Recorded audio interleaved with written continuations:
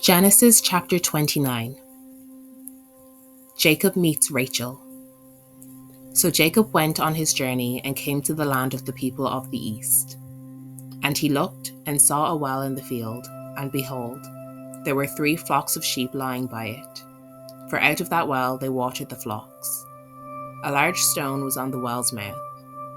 Now all the flocks would be gathered there, and they would roll the stone from the well's mouth, water the sheep, and put the stone back in its place on the well's mouth. And Jacob said to them, My brethren, where are you from? And they said, We are from Haran.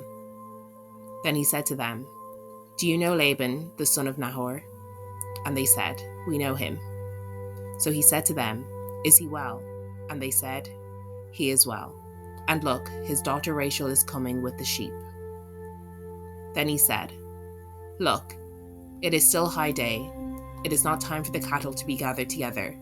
Water the sheep and go and feed them.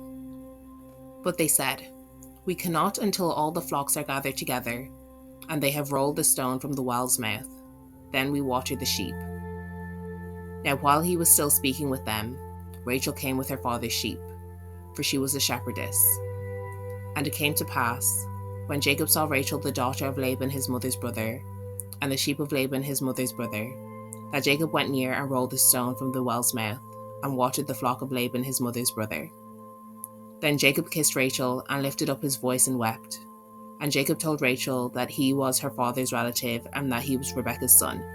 So she ran and told her father. Then it came to pass, when Laban heard the report about Jacob his sister's son, that he ran to meet him, and embraced him and kissed him, and brought him to his house. So he told Laban all these things, and Laban said to him, Surely you are my bone and my flesh. And he stayed with him for a month. Jacob marries Leah and Rachel. Then Laban said to Jacob, Because you are my relative, should you therefore serve me for nothing? Tell me, what should your wages be? Now Laban had 2 daughters. The name of the elder was Leah, and the name of the younger was Rachel. Leah's eyes were delicate, but Rachel was beautiful of form and appearance. Now Jacob loved Rachel, so he said, I will serve you 7 years for Rachel your younger daughter. And Laban said, It is better that I give her to you than that I should give her to another man. Stay with me. So Jacob served 7 years for Rachel, and they seemed only a few days to him because of the love he had for her. Then Jacob said to Laban, Give me my wife, for my days are fulfilled, that I may go in to her. And Laban gathered together all the men of the place and made a feast.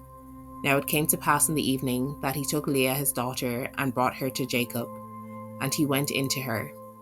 And Laban gave his maid Zilpah to his daughter Leah as a maid. So it came to pass in the morning that, behold, it was Leah. And he said to Laban, What is this you have done to me? Was it not for Rachel that I served you? Why then have you deceived me? And Laban said, It must not be done so in our country, to give the younger before the firstborn. Fulfill her week, and we will give you this one also for your service which you will serve with me still another 7 years. Then Jacob did so and fulfilled her week. So he gave him his daughter Rachel his wife also. And Laban gave his maid Bilhah to his daughter Rachel as a maid. Then Jacob also went in to Rachel, and he also loved Rachel more than Leah. And he served with Laban still another 7 years. The children of Jacob.